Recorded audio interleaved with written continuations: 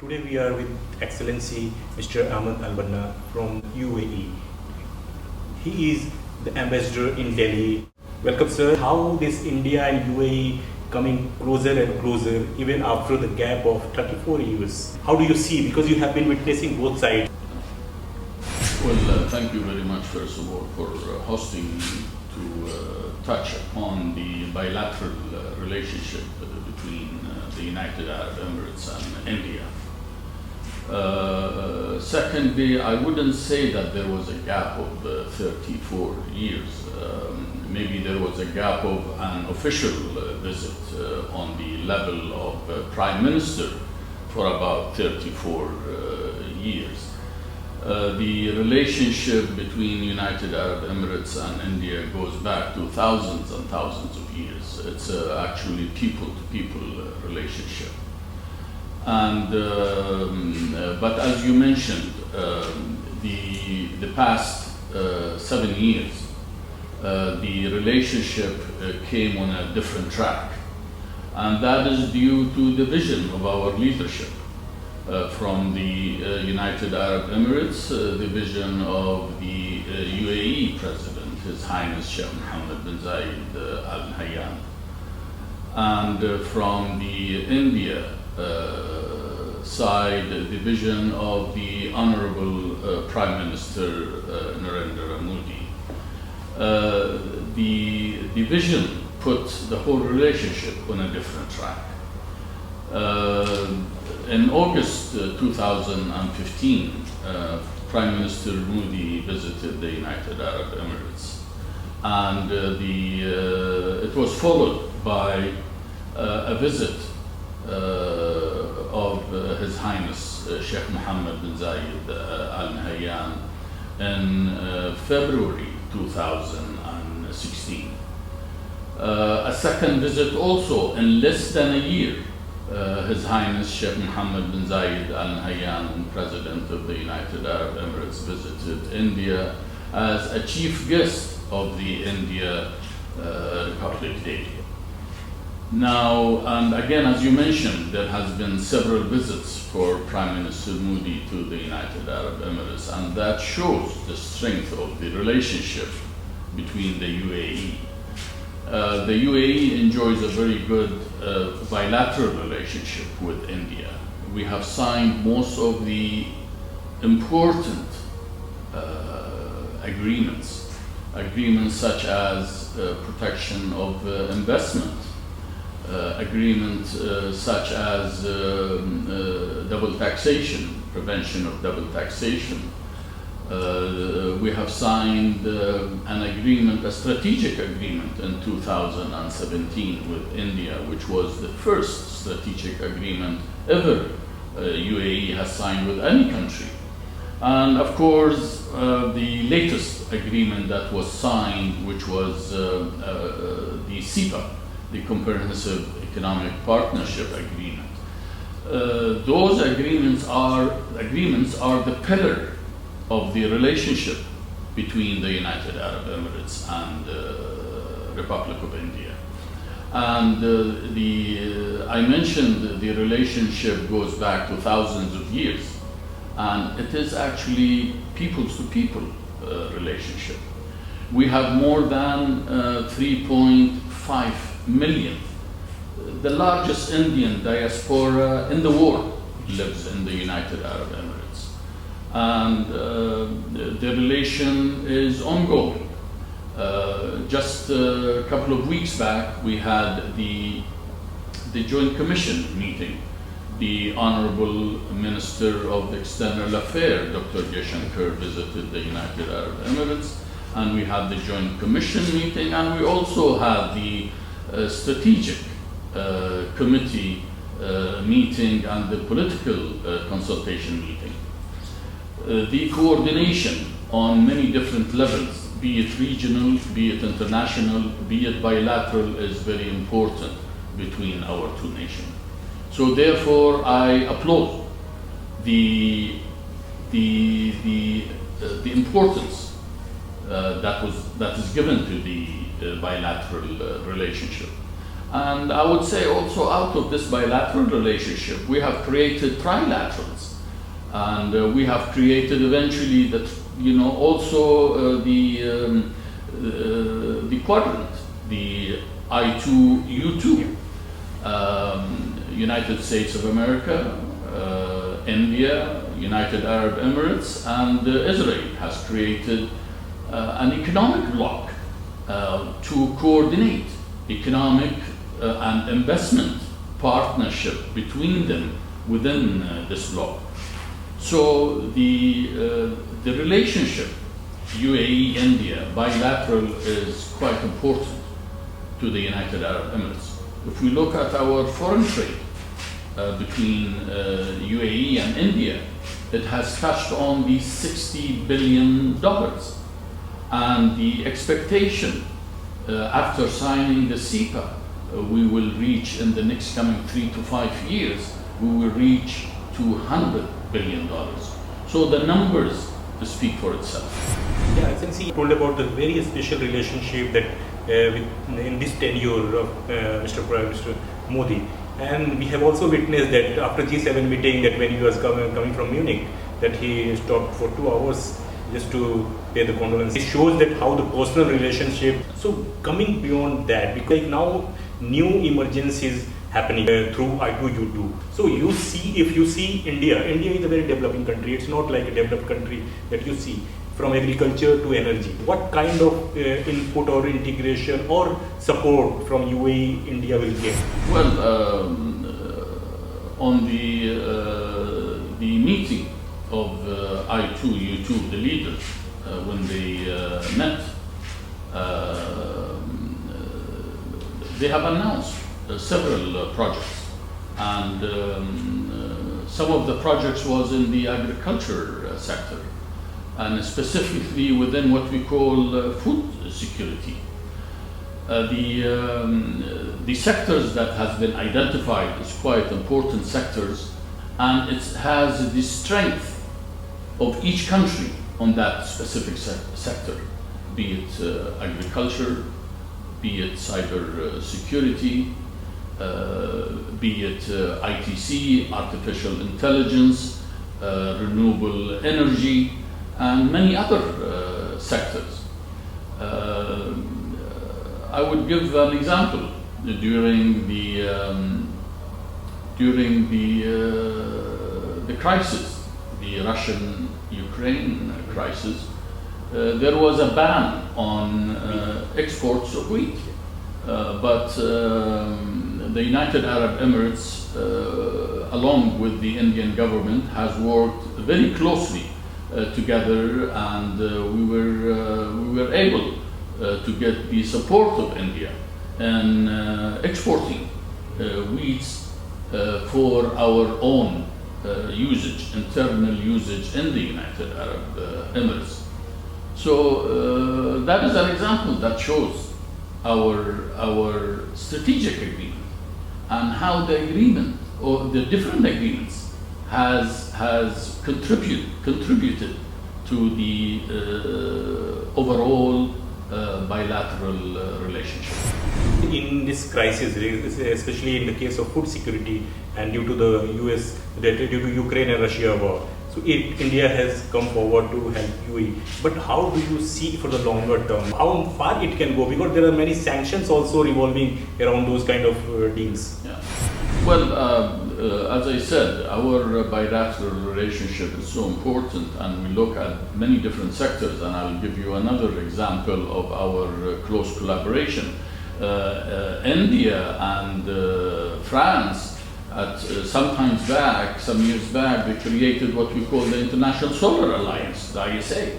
And the UAE has become an active member in the ISA and joined the ISA. Meanwhile, also, the United Arab Emirates stood by India during the second wave by supporting India in terms of the oxygens and in terms of some of the shortages of certain products at that time. So the relationship has been magnificent, and I mentioned the 3.5 million people that live in the UAE. those 3.5 million people have actually contributed to the growth of the United Arab Emirates. And we chapeau them for their contribution and for them being part of the growth in the United Arab Emirates and on many different levels. Yeah, there is also a plan between UAE and India to set up some IIT in the field of institutional building and the infrastructure. How far it has gone there? That kind of setup? We are looking into. There are different institutions, especially educational and universities. You'll see a lot of Indian universities and other colleges and schools has opened in the United Arab Emirates. And there are collaborations and also R&D. India is the second largest exporters of startups and SMEs, and also has huge interest in the incubator centers and all that. So there has been a lot of collaboration between the UAE and the SMEs and the startups, and the UAE has created different programs to avail and to make possible for Indian entrepreneurs, for Indian startups, for Indian businessmen to find a very strong, solid platform to do their businesses, to reach the world and to reach the MENA region through the United Arab Emirates. Before Abraham Accord was signed, we had a very different perspective. It was not very much acceptable if you talk about Israel coming to the business and all.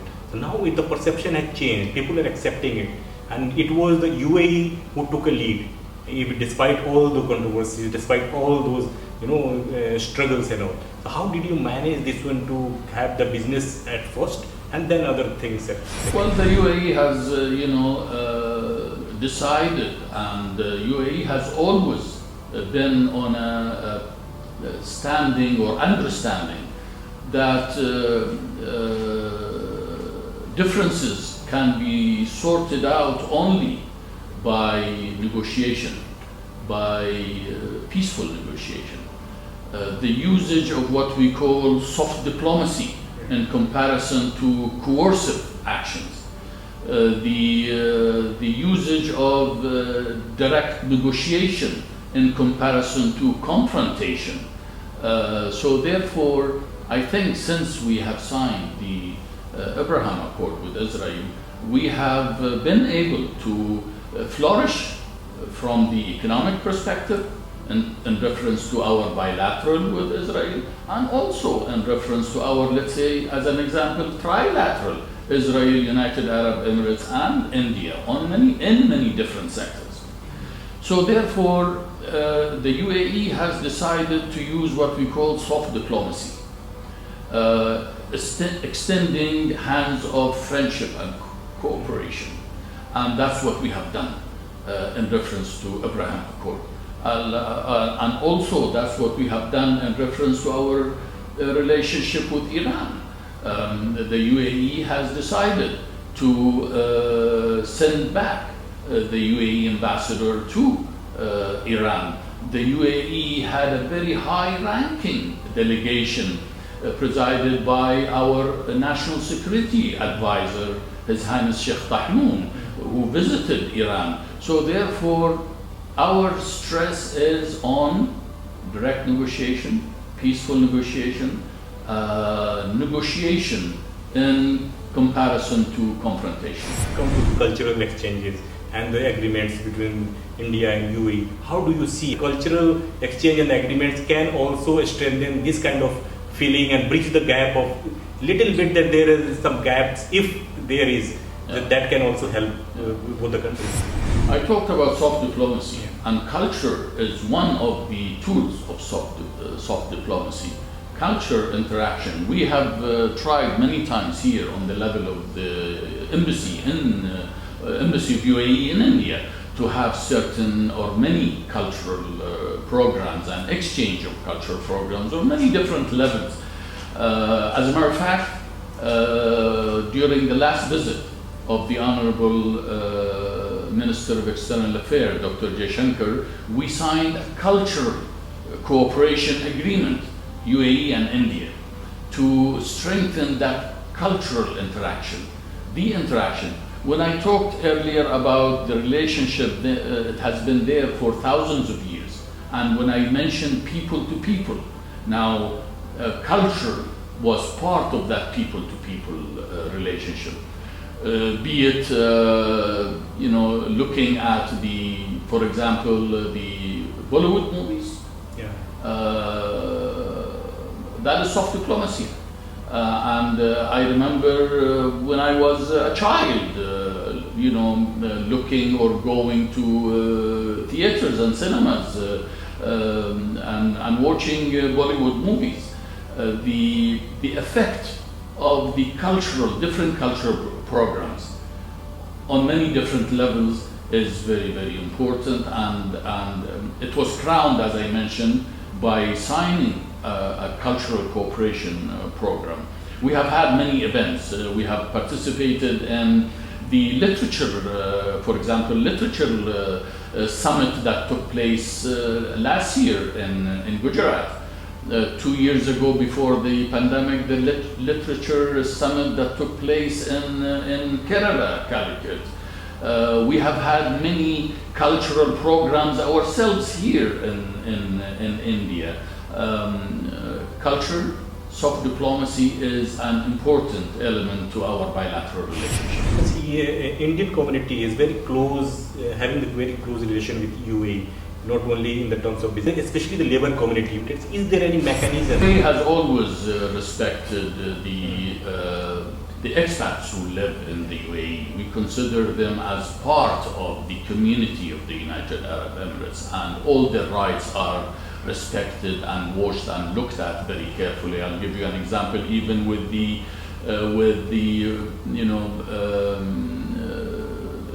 Indian government statements that the UAE during the pandemic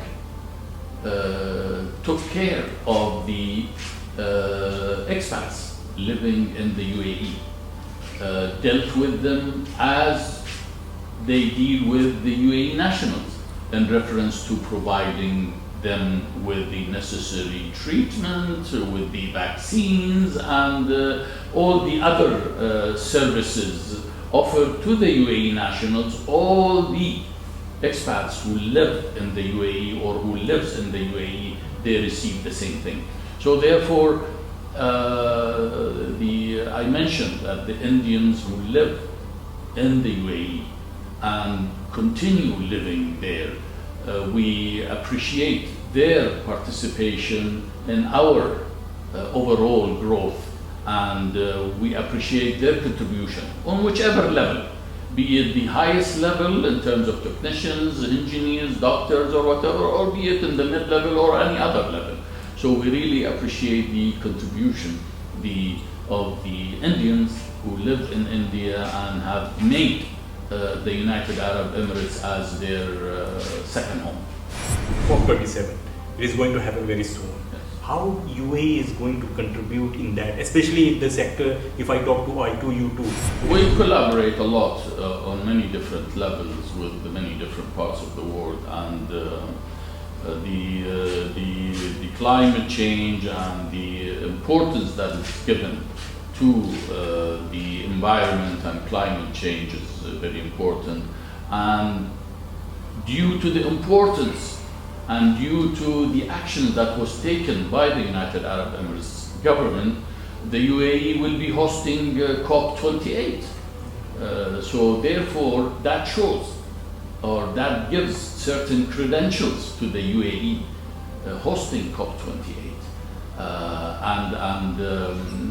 Looking at the different sectors, looking at low emission control, looking at the different renewables and the usages of the different renewables and all that, and looking also at advanced technology used in the hydrocarbon industry, in the downstream and in the upstream. Those are very important, and the UAE has paid a lot of attention. We are working very closely with the Indian government, with the different entities in India to have and collaborate on the SMEs, unicorns, startups, and I invite the SMEs. I invite the owners of the startups and the owners of SMEs to come to the United Arab Emirates, to look at the platforms that we are providing for SMEs and for startups and unicorns, and to see how they can benefit not only for the UAE region, but for the whole MENA region and maybe across to Africa and Sub-Saharan Africa. Coming out of I2U2 context, if we talk about UAE and the globe, so how do you see the region Africa, like as you mentioned, Sub-Saharan Africa and other parts of the world as well. So if we talk about how you are engaged with those regions and in what sectors and how they can be benefited with your ideas and your support system. Well, I mentioned I2U2 is an economic bloc, as a collaboration between the 4 states to look into different economic. They have identified the different sectors, and they have also identified many different projects under those sectors. And I think, and I am sure, the benefits will come across the region, not only within those 4 countries. And it will reach the whole MENA region, and it will reach the the African continent and Sub-Saharan Africa. There are, aside from the I2U2 level, there is trilateral collaboration between the United Arab Emirates and India in many different parts of Africa, be it Mauritius, be it Ethiopia, be it many different parts. We have identified actually several African countries where UAE, India can have a trilateral collaboration with them for the benefit of all those countries, or all the 3 countries involved in the trilateral. Thank you, Excellency. It was very enriching, and I'll just conclude it here with the good note and hope that the people, those who are watching, they can also see UAE as a good option, not only for the business, also for the different kind of exchanges. And we have been witnessing since the last 1,000 years, as Excellency has mentioned, but there are many hopes, and the emerging scenario will see many changes, many new business and many collaboration.